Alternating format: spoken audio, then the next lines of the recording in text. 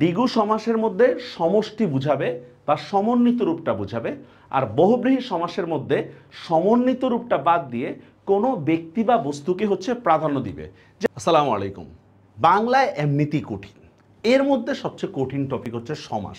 এই সমাসের মধ্যে যদি এত গ্যাঞ্জাম থাকে ভাই, বুঝবো কিভাবে? বাংলা পড়ার আগ্রহ থাকবে কিভাবে? দেখি আমরা একটা গ্যাঞ্জাম দেখাই।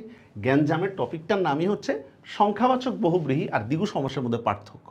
কারণটা কি? দুইটা শব্দের মধ্যেই সংখ্যা আছে। যেমন দেখেন এই অষ্ট, মানে দেখেন এখানে একটা সংখ্যা আছে, তারপর শত এখানেও সংখ্যা আছে, ষড় এটাও সংখ্যা আছে, তারপর দেখেন এখানে দেখেন 10 এখানেও সংখ্যা, সে মানে 3 সংখ্যা, শত এখানেও সংখ্যা।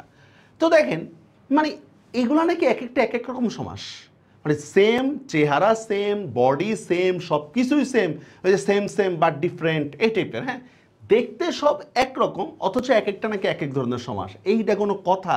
এইগুলা দেখলে আর কি পড়ার ইচ্ছা থাকে বলেন? এইগুলা নাকি, এই জিনিসগুলো নাকি হচ্ছে দ্বিগু, আর এই জিনিসটা নাকি হচ্ছে বহুব্রীহি। কেন রে ভাই এরকম কেন? আমি তো সব কিছু আমার কাছে একরকমই লাগতেছে। জি, আসলে একরকমই মনে হচ্ছে, কিন্তু একটু ডিফারেন্স আছে। ডিফারেন্সটা কোথায়? সমাসের প্রয়োগের মধ্যে। প্রয়োগটা কি দেখি, এই জন্য নিয়ম জানতে হবে। দেখেন দ্বিগু সমাস কাকে বলে আমরা? দ্বিগু সমাস হচ্ছে প্রথমে সংখ্যা থাকবে, পরবর্তীতে নাউন থাকবে। তো এই চিন্তা করলে দেখেন সংখ্যা নাউন এখানেও আছে, এখানেও আছে সংখ্যা নাউন। তার মানে এখনও আমাদের কাছে ডিফারেন্সটা ক্লিয়ার না। আচ্ছা ভালো কথা, সংখ্যা পারবে, নাউন থাকবে। ব্যাস বাক্যে সমষ্টি বা সমাহার শব্দটা হবে। আরে ভাই, পরীক্ষার হলে কি ব্যাস বাক্য দেওয়া থাকবে? পরীক্ষার হলে তো আমি ব্যাস বাক্য দিব, আমার যা মন চায় আমি দিব। তা আমি নিয়ম না বুঝলে আমি কি ব্যাস বাক্য দিব? হ্যাঁ, আমি কি লিখবো মা বাবা, যিনি মা তিনি বাবা, এটা কি হবে? তার মানে এইটা আসলে কোনো রুলস না। ব্যাস বাক্যে কি থাকবে না থাকবে এইটা তো এখানে বলার কিছু নেই। ব্যাস বাক্য আমার ইচ্ছা, আমি যা মন চাই দিব, নিয়ম বুঝা দিব, ঠিক না? তার মানে এখনও আমার কাছে কনসেপ্টটা ক্লিয়ার না। পরের জিনিসটা দেখি আমরা, দ্বিগু সমাসে মিল বা সমষ্টি বুঝাবে, ভালো কথা। কিন্তু দেখেন কি বলতেছে, যদি সংখ্যাবাচক শব্দে মিল বা সমষ্টি না বুঝিয়ে অন্য কোনো পদকে প্রাধান্য দেয়, তাহলে সেটা সংখ্যাবাচক বহুব্রীহি হবে। আমি এবার বুঝলাম না কিছু। দ্বিগু সমাস বুঝলাম আমি মিল বুঝাবে, সমষ্টি বুঝাবে, কিন্তু পরেরটা তো আমি আরো বুঝলাম না। সংখ্যাবাচক শব্দ হবে আর অন্য কিছুকে বুঝাবে, এটা কেমন কথা? আচ্ছা আমরা একটু দেখি যে এখানে কি বুঝাইতে চাচ্ছে। ধরেন আমি একটা শব্দ লিখলাম চৌরাস্তা। আচ্ছা এখন বলেন তো, চৌরাস্তা তো বাংলাদেশে একটাই নাকি? চৌরাস্তা মানে কি? চার রাস্তার সমাহার। তো দেখেন এইটা বোঝাচ্ছে যেখানেই আপনি চারটা রাস্তার সমন্বিত রূপ পাবেন সেটাই হচ্ছে চৌরাস্তা, ঠিক না? এটা কারো নাম না, ঠিক না? সেম দেখেন আমি লিখলাম যে ত্রিফলা। ত্রিফলা মানে কি বলেন তো? তিন ফলের সমাহার, এই তো। তার মানে দেখেন যেখানে তিনটা ফল একত্রিত হবে সেটাকে আমরা বলতে পারি কি? ত্রিফলা। দ্বিগু সমাসের মধ্যে ব্যবহারিকভাবে এই মিলটা থাকবে, মানে এই সমন্বিত রূপটা থাকবে। মিস্টার চৌরাস্তা এটা যেমন কারো নাম হবে না, বা চৌরাস্তা বলতে অন্য কিছু আমরা বুঝাবো না। চৌরাস্তা বলতে আমরা বুঝাবো কি? চারটা রাস্তার মিলকেই বুঝাবো। যেমন দেখেন তেপান্তর, তিন প্রান্তের সমাহার। তাহলে নবরত্ন, 9 রত্নের সমাহার। যেমন দেখেন আমাদের ক্রিকেট খেলায় বলতে মনে আছে পঞ্চ পাণ্ডব, মানে কি? 5 পাণ্ডবের সমাহার। তার মানে কি ক্রিকেট ছাড়া আর কোনো জায়গায় কি 5 পাণ্ডব থাকতে পারে না? 3 পাণ্ডব হইতে পারে, 4 পাণ্ডব হইতে পারে, 3 ইডিয়টসের মতো করে। সেম দেখেন চৌমোহনী, তা আমরা কি বলতেছি দেখেন 4 মোহনার সমাহার। যেখানেই নদীর 4টা মোহনা একত্রিত হবে, মানে 4 নদীর মোহনা একত্রিত হবে, সেটার নামে ইচ্ছা করলে আমরা চৌমোহনী দিতে পারি। নবরত্ন, 9 রত্নের সমাহার। সেম লক্ষণ সেনের এরকম ছিল পঞ্চরত্ন, তাহলে কি হবে বলেন তো? 5 রত্নের সমাহার। তারপর দেখেন ষড় ঋতু মানে কি? 6 ঋতুর সমাহার। তার মানে দেখেন এই সবগুলা শব্দের মধ্যে হচ্ছে কি একটা সামষ্টিক রূপকে কিন্তু আমরা প্রাধান্য দিচ্ছি। পরবর্তী পদের মাধ্যমে সামষ্টিক রূপকে কিন্তু আমরা প্রাধান্য দিচ্ছি। শতাব্দী, শত অব্দের সমাহার, মানে 100 বছরের সমন্বিত রূপকে তো আমরা কি বলি? শতাব্দী। সপ্তর্ষি, 7 ঋষির সমাহার। এটা কোত্থেকে আসছে? ওই যে সপ্তর্ষি মণ্ডল নিশ্চয়ই শুনছেন। তা আগের দিনের জ্যোতির্বিজ্ঞানীরা তারা তুরা এগুলাকে হচ্ছে কি ঋষির সাথে তুলনা দিত।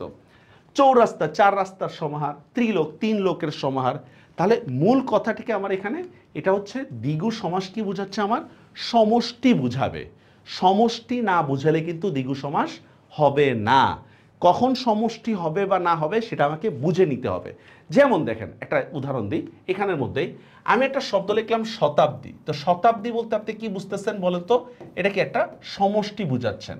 কিন্তু আমি যদি লিখি শতায়ু, দেখেন শতায়ু বলতে কি 100 আয়ু সমাহার এভাবে বুঝেন? এটা কিন্তু বুঝেন না।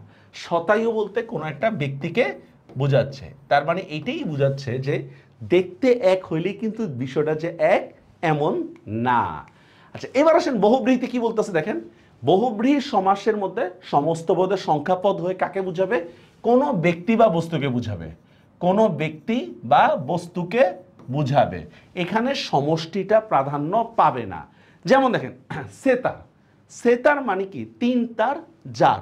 সেতার মানে 3টা তারকে একত্র করে দিলে সেটাকে সেতার বলা হবে না। তারপর দেখেন চৌচালা, চৌচালা বলতে আপনারা কি বুঝেন? একটা ঘরকে বুঝান, ঠিক না? দোমনা বলতে আমরা কাকে বুঝি বলেন তো? কোনো মানুষকে বুঝায় যে কনফিউজ থাকে সবসময়।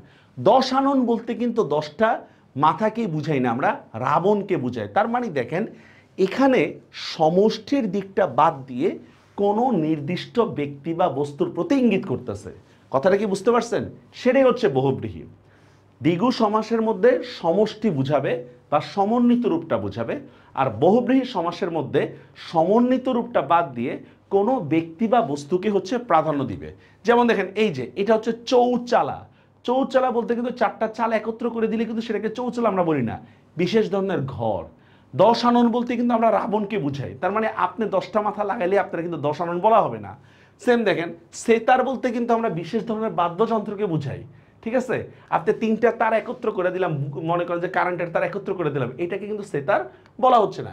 এরকম আরো অনেক আছে। যেমন দেখেন 12 হাতি, 12 হাতি বলতে শাড়িকে বুঝায়, কারণ শাড়ির মাপ না 12 হাতি। 8 হাতি বলতে হচ্ছে মানে ধুতিকে বোঝায় 8 হাতি বলতে। তো এইভাবেই হচ্ছে দেখেন এগুলো কোনো কাপ মানে হচ্ছে কি মানে পরপদ বা সমন্বিত রূপটাকে প্রাধান্য না দিয়ে কোনো নির্দিষ্ট ব্যক্তি বা বস্তুকে প্রাধান্য দিচ্ছে। এইটাই হচ্ছে আমাদের দ্বিগু এবং বহুব্রীহি সমাসের মধ্যে পার্থক্য। দ্বিগু সমাসের সমন্বিত বা সামষ্টিক রূপটাকেই প্রাধান্য দেওয়া হবে, আর বহুব্রীহি সমাস সামষ্টিক রূপটা বাদ দিয়ে নির্দিষ্ট কোনো ব্যক্তি বা বস্তুকে প্রাধান্য দিবে। আশা করি কিছুটা হলেও ক্লিয়ার হয়েছে। আরও জানতে পারবেন যখন আপনারা সমাস ডিটেলস পড়বেন। সবাই ভালো থাকবেন। আল্লাহ হাফেজ।